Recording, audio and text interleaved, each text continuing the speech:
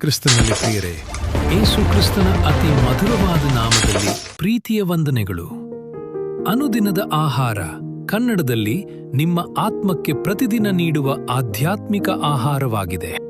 ಇಂದಿನ ಧ್ಯಾನಕ್ಕೆ ಆಧಾರವಾಗಿ ಸತ್ಯವೇದದಲ್ಲಿ ಬರೆದಿರುವ ಪ್ರಕಾರ ಯೆಹೋವನು ಇನ್ನೊಂದು ಗಂಡು ಮಗುವನ್ನು ನನಗೆ ದಯಪಾಲಿಸಬೇಕೆಂದು ಅದಕ್ಕೆ ಯೋಸೇಫನೆಂದು ಹೆಸರಿಟ್ಟಳು. ಆದಿಕಾಂಡ 30:24ರಲ್ಲಿ ಯೋಸೇಫ ಎಂಬ ವಾಕ್ಯವನ್ನು ಧ್ಯಾನಿಸೋಣ. ಸತ್ಯವೇದದಲ್ಲಿ ಅನೇಕ ದೇವಮನುಷ್ಯರ ಚರಿತ್ರೆ ಬರೆಯಲ್ಪಟ್ಟಿದೆ.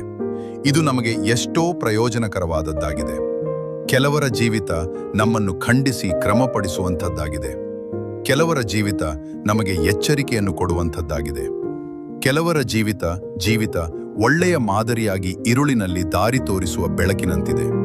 ನಿನ್ನ ವಾಕ್ಯವು ನನ್ನ ಕಾಲಿಗೆ ದೀಪವೂ ನನ್ನ ದಾರಿಗೆ ಬೆಳಕೂ ಆಗಿದೆ ಎಂದು ಕೀರ್ತನೆಗಾರನು 119ನೇ ಕೀರ್ತನೆ 105 ವಾಕ್ಯದಲ್ಲಿ ಹೇಳುತ್ತಾನೆ. ಸತ್ಯವೇದದಲ್ಲಿ ಇಬ್ಬರು ಯೋಸೇಫರನ್ನು ಕುರಿತು ಓದುತ್ತೇವೆ. ಹಳೆಯ ಒಡಂಬಡಿಕೆಯಲ್ಲಿ ನೋಡುವ ಯೋಸೇಫನು ಯಾಕೋಬನ ಮುಪ್ಪಿನಲ್ಲಿ ರಾಹೇಲಳಲ್ಲಿ ಹುಟ್ಟಿದವನು. ಎರಡನೇ ಯೋಸೇಫ ಹೊಸ ಒಡಂಬಡಿಕೆಯಲ್ಲಿ ಲೂಕನು ಬರೆದ ಸುವಾರ್ತೆ 3:23ರಲ್ಲಿ ಓದುತ್ತೇವೆ. ಯೇಸುಕ್ರಿಸ್ತನ ಸಾಕುತಂದೆ. ಇವನು ಹೇಲಿಯ ಮಗನು. ದಾವೀದನ ಊರಾದ ಬೇತ್ಲೆಹೇಮಿನಲ್ಲಿ ಹುಟ್ಟಿದವನು. ಅಲ್ಲಿ ಅವನು ಮರಗೆಲಸವನ್ನು ಮಾಡುತ್ತಿದ್ದನು. ಈಗ ನಾವು ಧ್ಯಾನಿಸಲಿಕ್ಕಿರುವವನು ಯಾಕೋಬನ ಮಗನಾದ ಯೋಸೇಫ. ಯೋಸೇಫ ಎಂದರೆ ಅಭಿವೃದ್ಧಿ ಅಥವಾ ಹೆಚ್ಚುವಿಕೆ, ವೃದ್ಧಿಯಾಗುವುದು ಎಂದು ಅರ್ಥ. ಯಾಕೋಬನಿಗೂ ರಾಹೇಲಳಿಗೂ ಹುಟ್ಟಿದ ಮೊದಲನೇ ಮಗನು. ಇವನ ಕಾಲ ಕ್ರಿಸ್ತಪೂರ್ವ 1746ರಿಂದ 1636ವರೆಗೆ. ಯೋಸೇಫನಲ್ಲಿ ಬಹಳವಾದ ಸದ್ಗುಣಗಳನ್ನು ಕಾಣುತ್ತೇವೆ. ಅನೇಕ ಕಾರ್ಯಗಳಲ್ಲಿ ಇವನು ಯೇಸುಕ್ರಿಸ್ತನಿಗೆ ಮುನ್ಸೂಚನೆಯಾಗಿರುವುದನ್ನು ತಿಳಿಯಬಹುದು. ಯೋಸೇಫನ ಜೀವಿತದಲ್ಲಿ ಅನೇಕ ಕಷ್ಟಗಳು, ಶೋಧನೆಗಳು ಬಂದೊದಗಿದರೂ ಸಹ ತನ್ನಲ್ಲಿದ್ದ ದೈವಿಕ ಗುಣಸ್ವಭಾವಗಳಿಂದಾಗಿ ದೇವರು ಅವನನ್ನು ಬಹಳವಾಗಿ ಅಭಿವೃದ್ಧಿಗೆ ತಂದನು.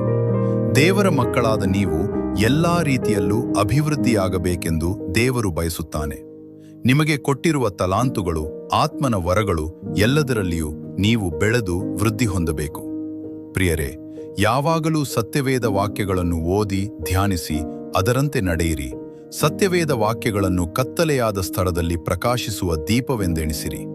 ಅದಕ್ಕೆ ಲಕ್ಷ್ಯ ಕೊಡುವುದು ಒಳ್ಳೆಯದು ಎಂದು ಪೇತ್ರನು ಬರೆದ 2ನೇ ಪತ್ರಿಕೆ 1:19ರಲ್ಲಿ ಓದುತ್ತೇವೆ.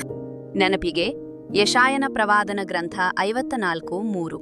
ನೀನು ಎಲ್ಲಾ ಕಡೆಗಳಲ್ಲಿಯೂ ಹಬ್ಬಿಕೊಳ್ಳುವಿ. ನಿನ್ನ ಸಂತಾನದವರು ಜನಾಂಗಗಳನ್ನು ವಶಪಡಿಸಿಕೊಂಡು ಹಾಳು ಪಟ್ಟಣಗಳನ್ನು ಜನಭರಿತವಾಗುವಂತೆ ಮಾಡುವರು.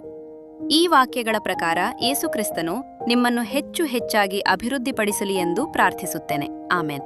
ದೇವರ ವಾಕ್ಯವನ್ನು ದೈನಂದಿನ ಜೀವನದ ಅಂಗವಾಗಿಸಲು ಇಂದೇ ನಮ್ಮೊಂದಿಗೆ ಭಾಗಿಯಾಗಿರಿ. ಚಾನಲ್ಗೆ ಸಬ್ಸ್ಕ್ರೈಬ್ ಮಾಡಿರಿ. ಸ್ನೇಹಿತರೊಂದಿಗೆ ಹಂಚಿಕೊಳ್ಳಿರಿ. ಬೇಗನೆ ಮತ್ತೊಂದು ದೇವರ ವಾಕ್ಯದೊಂದಿಗೆ ಭೇಟಿಯಾಗೋಣ.